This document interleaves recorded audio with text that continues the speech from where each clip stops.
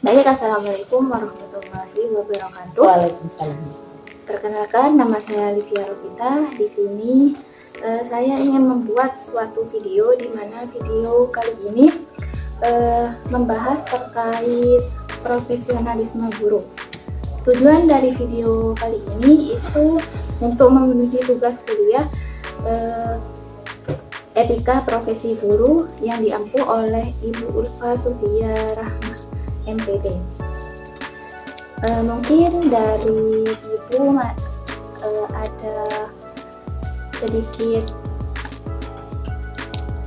masukan dari menjadi seorang guru itu sebenarnya kalau diibaratkan tugas, kalau dianggap beban kita mungkin berat, tapi kalau dijalankan dengan ikhlas, kita ingin berbagi kepada orang lain, maka pekerjaan itu akan terasa ringan.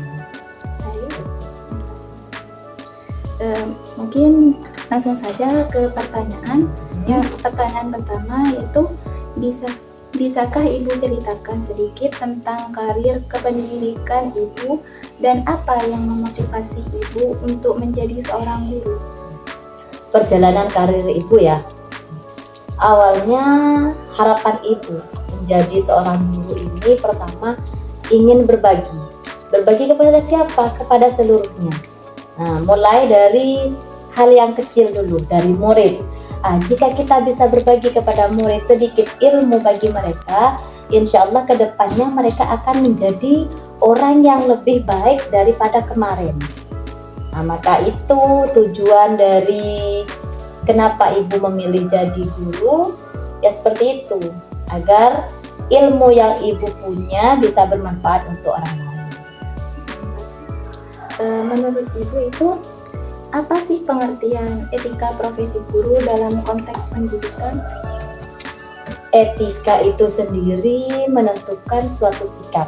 Jadi kita seorang guru itu karena sudah masuk dalam aturan pemerintah, maka itu termasuk prinsip yang mengatur perilaku seorang guru berdasarkan kepemerintahan. Jadi ada hal yang boleh dikerjakan, ada hal yang tidak boleh dikerjakan. Itu namanya etika. Kan ini Ibu guru. Nah, sebagai seorang guru, apa saja hak dan kewajiban Ibu yang disebutkan paling penting dalam menjalankan tugasnya sebagai guru? Hak Ibu ya, hak seorang guru pertama hak barusan. Yang pertama pastilah kita ingin perlindungan. Seorang guru kita tidak bisa mengajar semena-mena tanpa adanya perlindungan, baik itu dari satuan pendidikan itu sendiri ataupun dari pemerintah. Terus kewajibannya apa? Kewajibannya banyak, tapi yang lebih efisien, maksudnya yang lebih potensi intern itu yang berhubungan dengan murid. Bagaimana kita bisa memberikan pendidikan yang fleksibel, profesionalisme kepada mereka sehingga ada perubahan dari tidak tahu ke ada sedikit perkembangan. Mulai dari kemarin, hari ini, dan esok itu pasti ada perkembangan. Itu kewajiban kita sebagai Menurut Ibu itu apa saja standar kualifikasi dalam kompetensi yang harus dimiliki guru untuk dapat menjalankan tugasnya secara profesional? Tugas standar kualifikasi ya. Guru itu harus yang pertama kualifikasi akademik, dimana akademik itu kita harus tidak semena-mena harus langsung ngajar. Yang kedua kompetensi, diantaranya kompetensi pedagogik ataupun kompetensi profesionalisme, karena tidak semuanya bisa menjadi seorang guru. Menurut Ibu itu bagaimana kode etik guru yang berlaku di Indonesia diterapkan dalam praktik mengajar Ibu sehari-hari? Berhubungan dengan kode etik itu berhubungan dengan rahasia, di mana ada suatu hal yang tidak boleh orang lain tahu. baik itu tentang siswa kita, tentang satuan pendidikan kita, bahkan tentang identitas kita itu sendiri. Terus bagaimana ibu itu menciptakan iklim belajar yang kondusif di kelas ibu? Apa strategi yang ibu gunakan untuk memotivasi siswa dan mengatasi tantangan dalam pembelajaran tersebut? Kriteria di dalam kelas itu beragam. Untuk membuat iklim yang kondusif di dalam kelas tentunya yang pertama ibu menggunakan metode berdiferensiasi, di mana ibu melibatkan semua murid agar interaktif.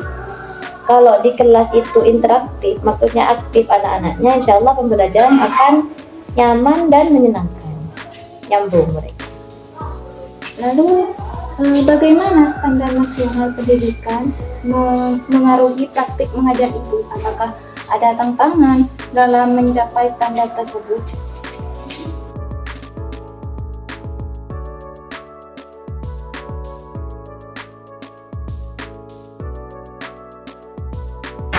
Terus, ibu itu modal pengembangan proses guru yang pernah ibu ikuti itu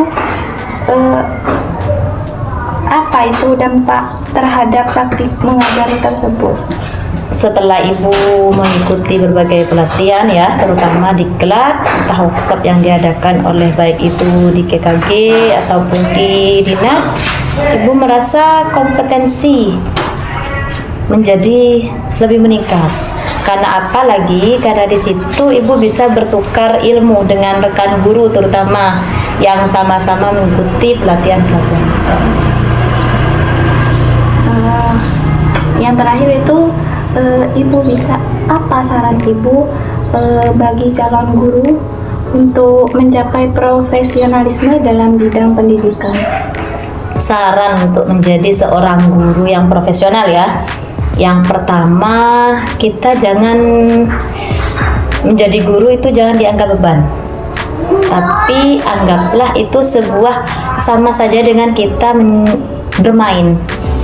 Nah, kalau permainan itu kita senang terhadap permainan itu sendiri, maka kita akan memerankannya dengan menyenangkan juga kan? Nah, apabila dibuat beban, maka tidak memulainya baru memulainya saja kita sudah pikirannya kemana-mana. Jadi saran ibu pertama, tingkatkan semangat, belajar yang giat, karena semakin kita menimba ilmu, semakin kita belajar, maka itu akan menambah tingkat profesionalisme seorang guru.